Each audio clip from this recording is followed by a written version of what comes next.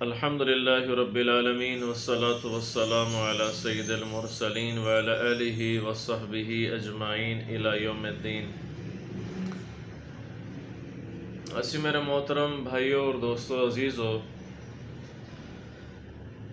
قرآن میں اللہ نے فرمایا ہے ان الدین عند اللہ الاسلام، دین جو ہے وہ اسلام ہے، ٹھیک ہے جی۔ اور یہ اسلام جو ہمیں ملا ہے بڑی قربانیوں سے ملا ہے، بڑی جد و جہد سے ملا ہے۔ اب یہ کہ ہم نے کیا کرنا ہے، اس جد و جہد جو قربانیوں سے دین پہنچا ہے اس کو امپلیمنٹ بھی کرنا ہے اپنے اوپر، اور اس کو کنوے بھی کرنا ہے، لیکن دین اسلام کو پیش کرنا ہے، اسلام کو پیش کرنا ہے۔ ہم اسلام کے داعی بنیں، اور اسلام کے جو تقاضے ہیں ظاہری بات ہے قرآن ہے جو وہی ہیں اور صحیح حدیث ہے۔ تو اس نسبت سے جو میں نے پچھلا کلپ ریکارڈ کروایا تھا، اپلوڈ کیا تھا یوٹیوب اپنے چینل پر، تو بات چل رہی تھی مفتی طارق مسعود صاحب کی، حافظ اللہ تعالی۔ میں پہلے یہ بتا دوں کہ میں تمام مسالک کے علماء کی دل جان سے قدر کرتا ہوں، رسپیکٹ کرتا ہوں، علمی اختلاف رکھتے ہوئے۔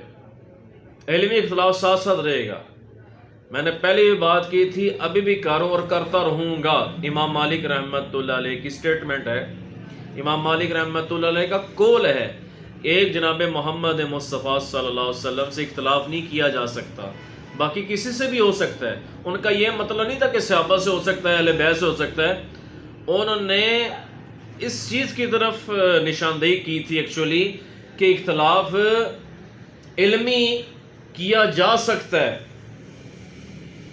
جیسے کہ امام شافعی، مالک، ابو حنیفہ، احمد بن حنبل رحمۃ اللہ علیہ اجمعین کے درمیان ہوا، ٹھیک ہے جی۔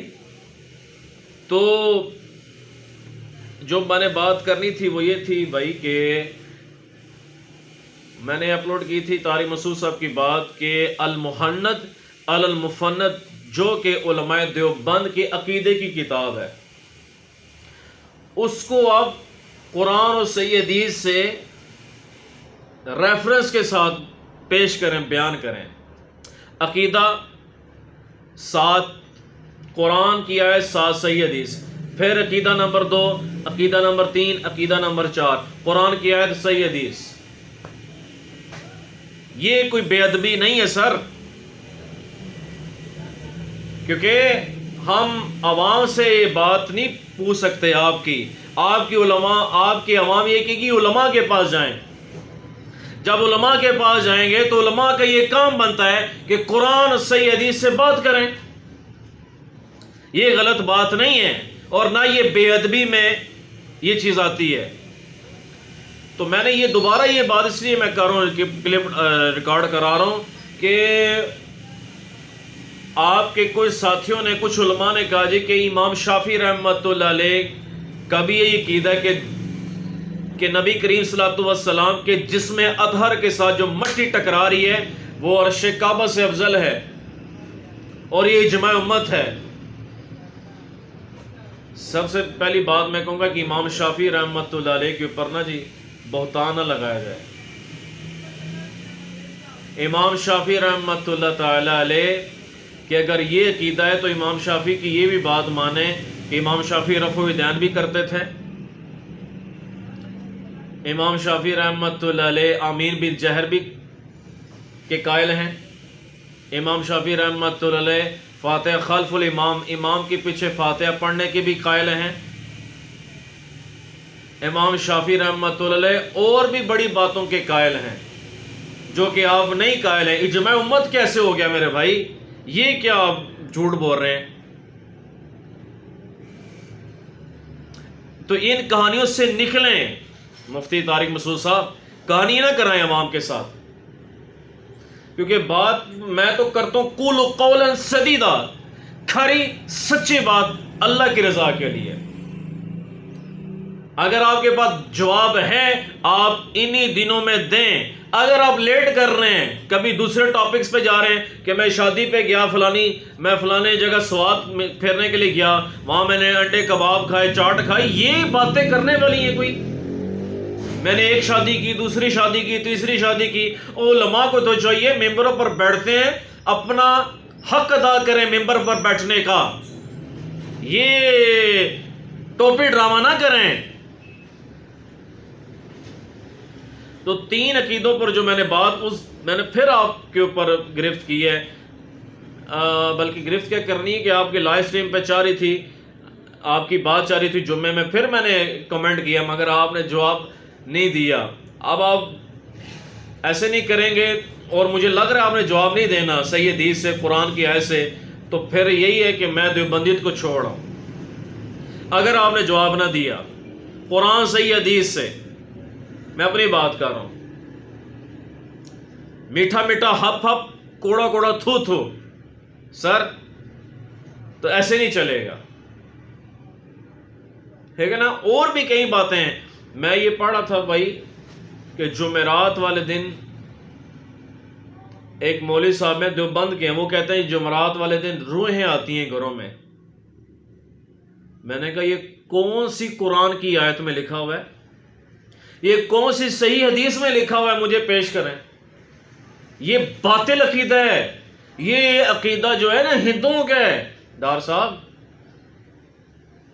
یہ عقیدہ ہندوؤں کا ہے جی. جو کہتے تھے کہ جمعرات کو اور سوموار کو روحیں آتی ہیں اور یہ کچھ ملاقاتیں ہوتی ہیں, کیا نانسنس ہے یار. دین کو آپ نے کھلواڑ بنایا ہوا ہے. اور ابھی علی انجینئر صاحب کی میں نے وہ دیکھی ہے ویڈیو.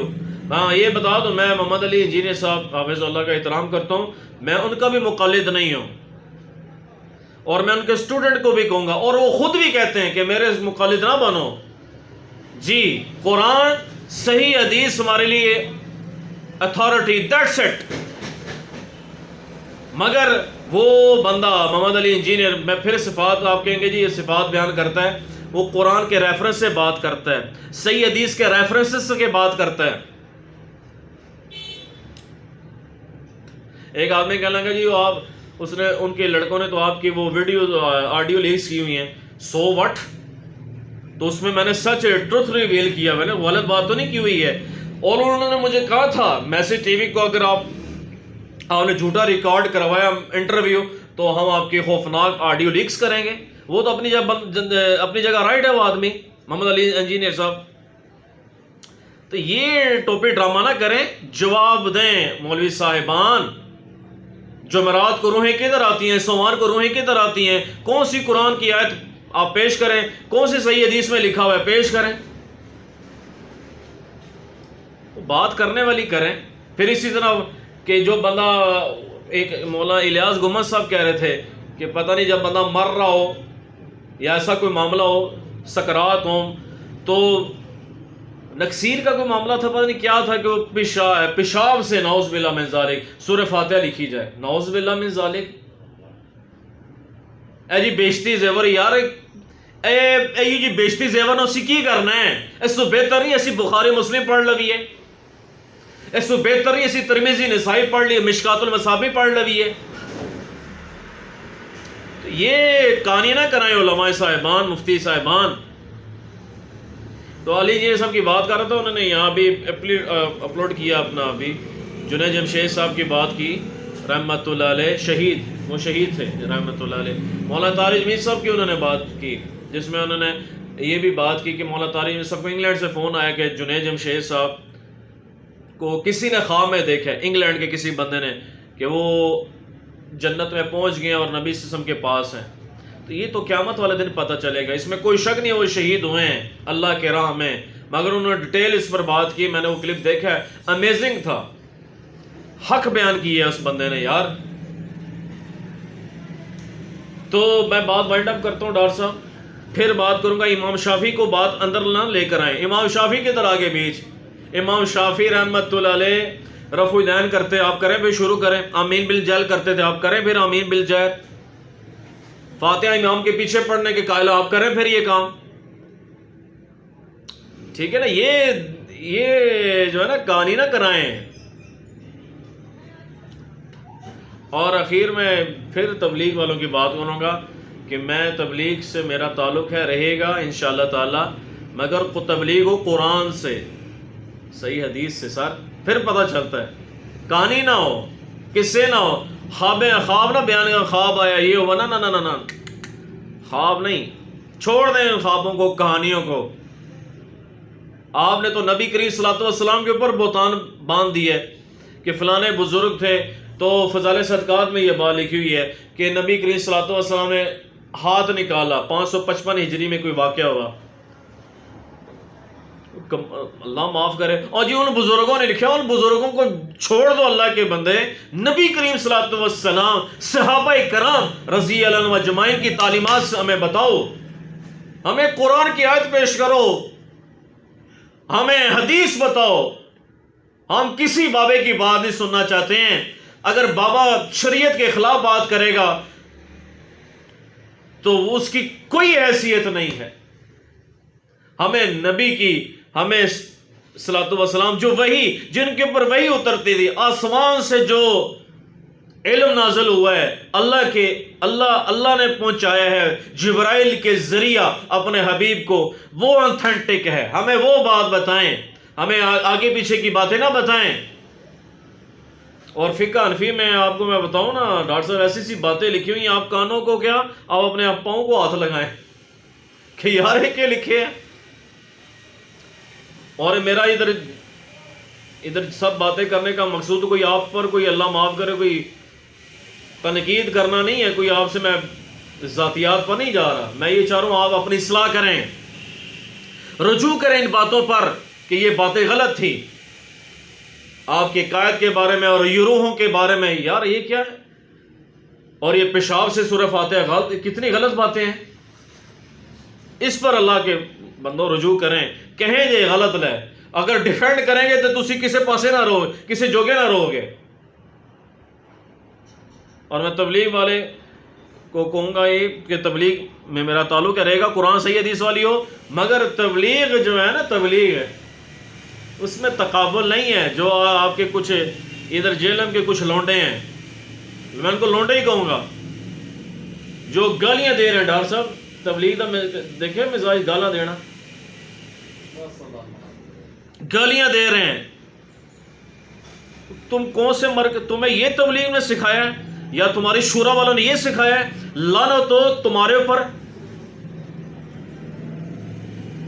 لعنت اس لیے میں کر رہا ہوں کہ تم نے تبلیغ کو بدنام کیا ہے. اللہ کی لعنت ہو, میری طرف سے نہیں, اللہ کی لعنت ہو, کیونکہ تم جھوٹے ہو, جھوٹوں پر اللہ کی لعنت. جھوٹا ڈیفینڈ کرتے ہو اپنے بابوں کا, اللہ کی لعنت.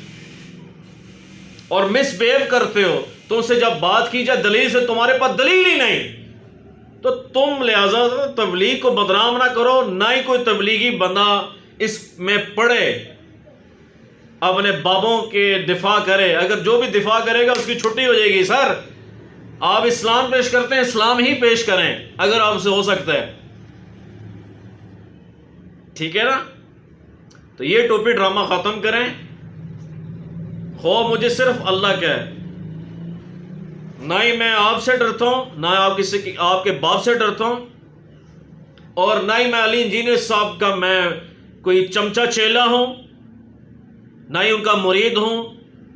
جو بھی بات کرے گا قرآن صحیح حدیث کی, وہ میرے سروں کا تاج ہے, اور میں قرآن کی صحیح حدیث کی بات کروں گا.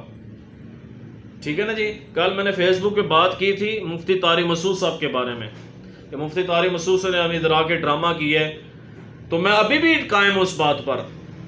علی انجینئر صاحب کو خوش کرنے کے لیے نہیں, یا علی انجینئر صاحب کے اکیڈمی والوں کو خوش کرنے کے لیے نہیں.